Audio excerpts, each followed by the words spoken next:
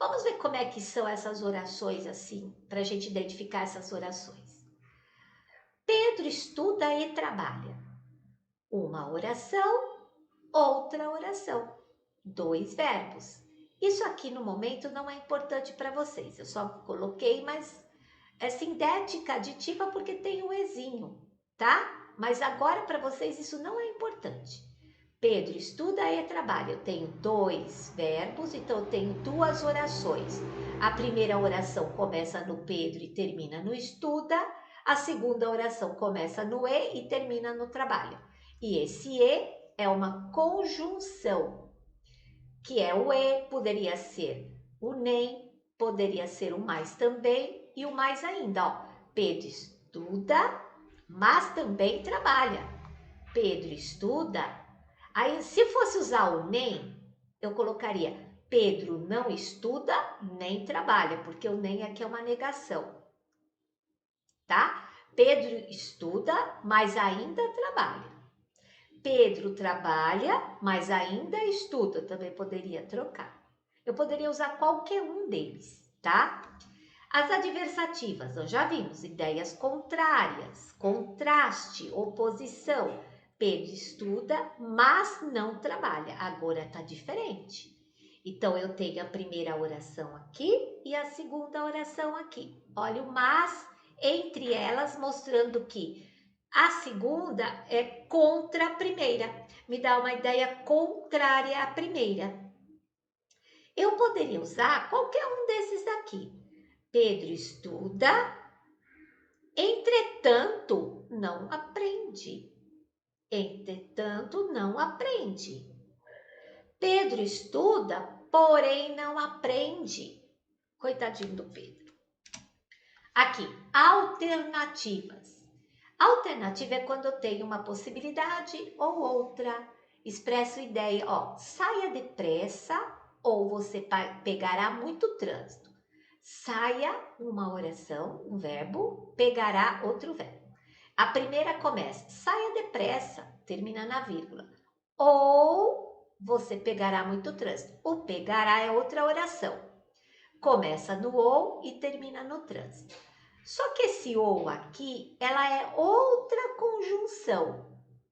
Essa conjunção aqui é a ideia de alternância. Quando eu falo assim, ou você para com a bagunça, ou vai de castigo, tá? Então, esse ou é quando eu tenho 2 possibilidades. Ou vai a pé, ou você pega a bicicleta.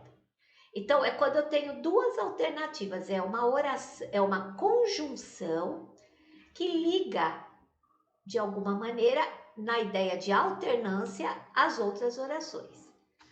Conclusivas. Expresso a ideia de conclusão, de resultado. Por exemplo, não saiu cedo, logo chegou atrasado.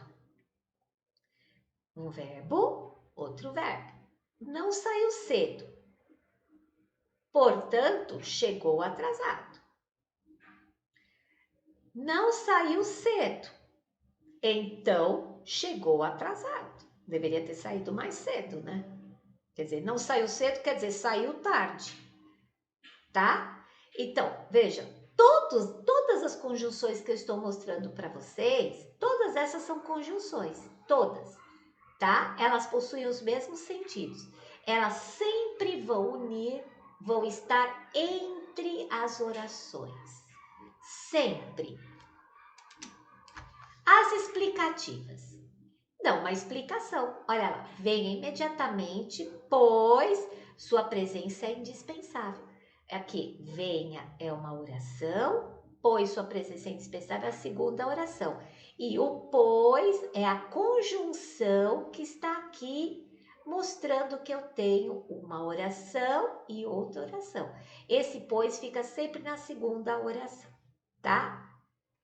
Poderia usar o que também, certo? Poderia usar o porquê também.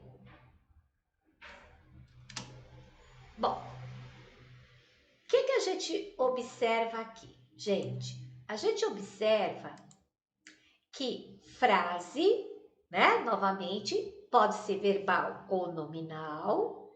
Frase nominal não tem verbo. Frase verbal é oração. Quando eu tenho um verbo, eu tenho uma oração.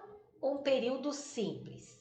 Quando eu tenho dois verbos ou mais, eu tenho duas orações ou mais e período composto.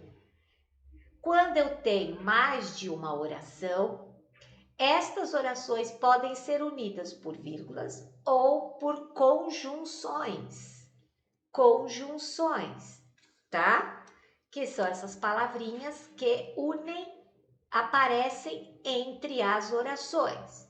O período pode ser simples, o período pode ser composto.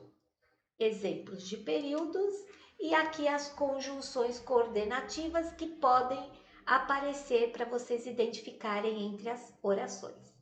Então, na hora de fazer os exercícios da apostila, vale a pena você dar uma consultada dessa tabelinha para responder os seus exercícios, ok? Beijo, muito obrigada e até mais!